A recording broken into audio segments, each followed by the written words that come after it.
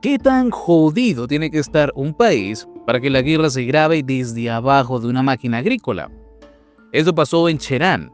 Un poblador, escondido mientras volaban balas sobre su cabeza, decidió registrar el infierno con su celular.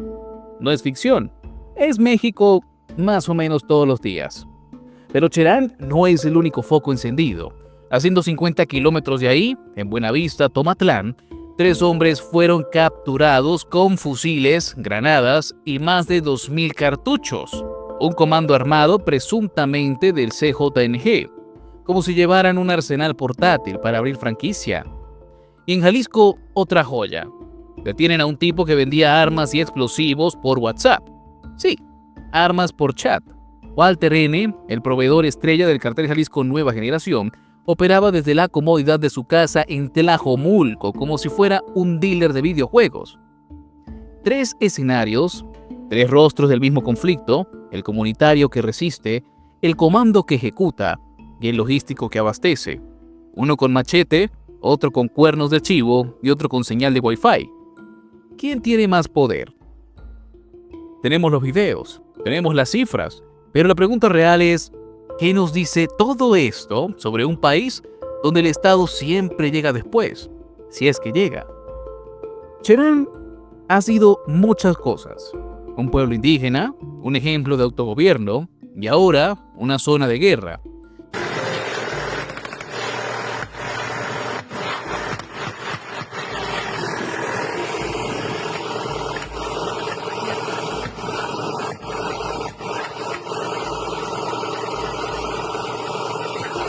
El 2 de julio, la realidad volvió a golpear fuerte.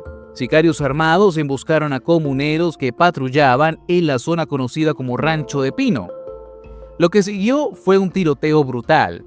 2 miembros de la ronda comunitaria murieron, pero la historia no termina ahí. La respuesta fue inmediata. Los accesos al pueblo fueron bloqueados, los rondines se reforzaron y comenzó una búsqueda a pie, entre brechas, con machetes y hasta drones caseros. Porque sí, en Cherán, la vigilancia parece rivalizar con la de la Ciudad de México, solo que esta sí es efectiva. Uno de los momentos más impactantes fue captado por un poblador escondido bajo una maquinaria agrícola. Desde ahí, grabó mientras escuchaban los estruendos de los disparos. No lo hizo por likes, lo hizo porque en lugares como este, si no lo grabas tú, nadie lo cuenta.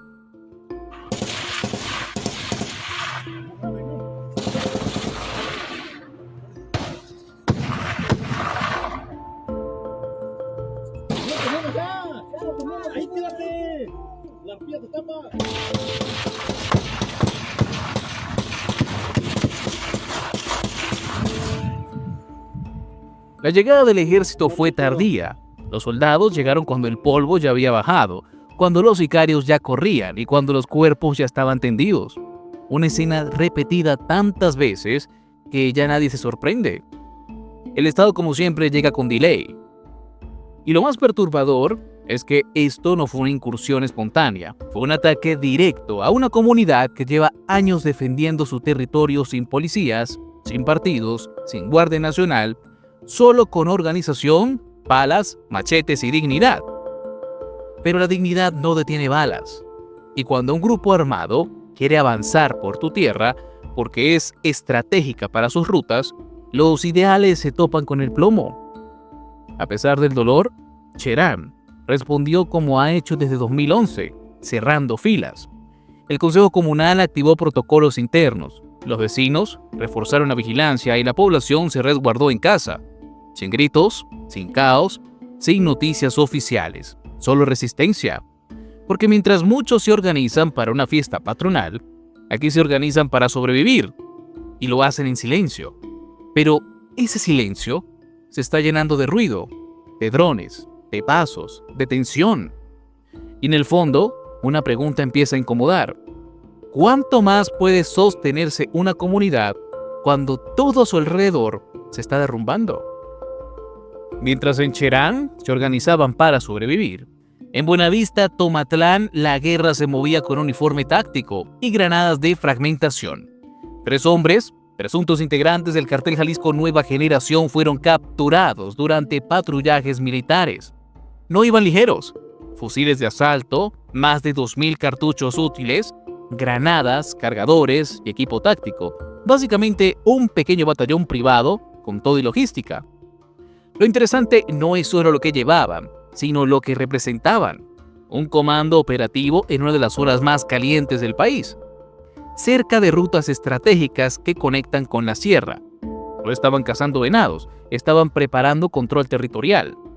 El operativo fue quirúrgico. Patrullaje, persecución, detención, todo suena limpio. Hasta que uno se pregunta, ¿cuántos comandos como este pasan desapercibidos? Porque si hay algo que ha demostrado el CJNG es su capacidad para multiplicarse como cucarachas. Por cada célula que cae, 2 más se reorganizan. Este no era un grupo improvisado. Tenían disciplina, equipamiento y probablemente órdenes específicas. La frontera entre un cartel y una milicia privada ya es tan delgada que cuesta distinguirla. Y lo más preocupante, estaban operando muy cerca de Cherán, muy cerca del modelo que los incomoda. Hay quien dice que estas detenciones muestran eficacia del Estado, y puede ser, pero también muestran la dimensión del problema.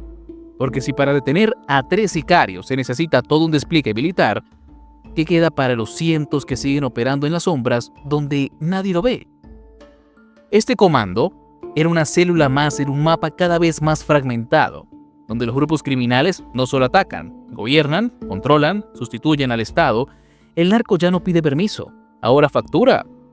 Y ojo, no es coincidencia que estos comandos aparezcan justo cuando una comunidad como Cherán vuelve a hacer ruido nacional, porque para el narco las zonas autónomas no son territorio neutro, son obstáculos.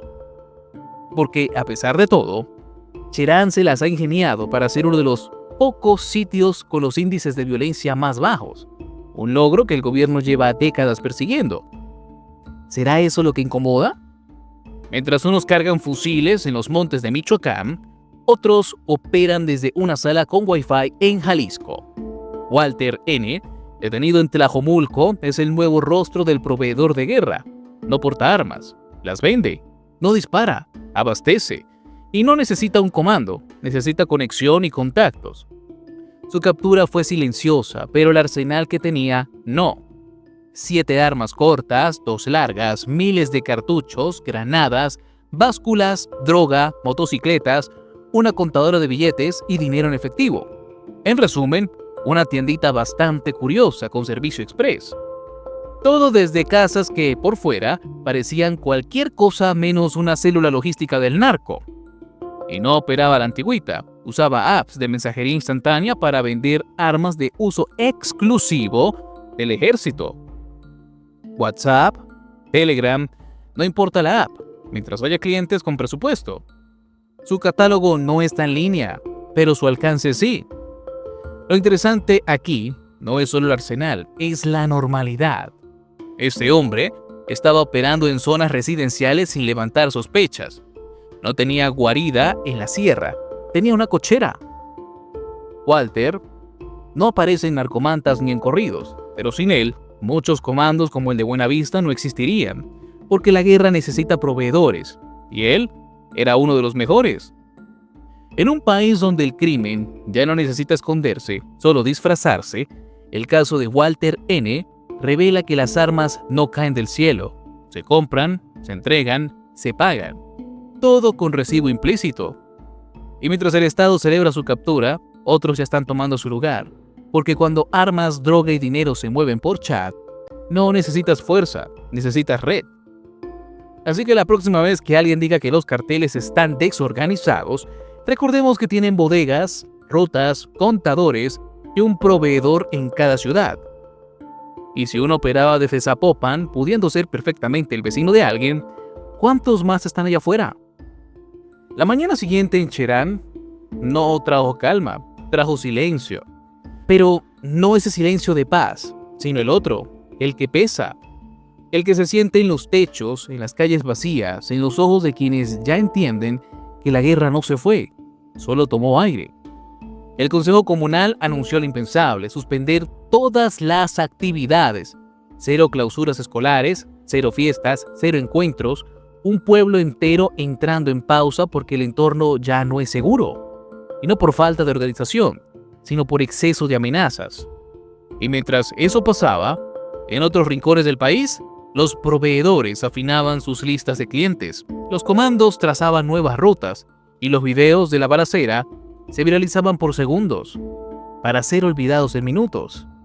Cherán, Buenavista, Tlajomulco, 3 puntos en el mapa unidos por algo más que geografía, por la ausencia del Estado cuando más se necesita. Porque cuando la seguridad depende de comuneros, soldados aislados o apps cifradas, entonces vemos que hay algo que no funciona en el país desde hace mucho. El problema ya no es que los criminales disparen, es que tienen estructuras, logística, proveedores, rutas y hasta call centers. La respuesta oficial sigue siendo reactiva, simbólica y tardía.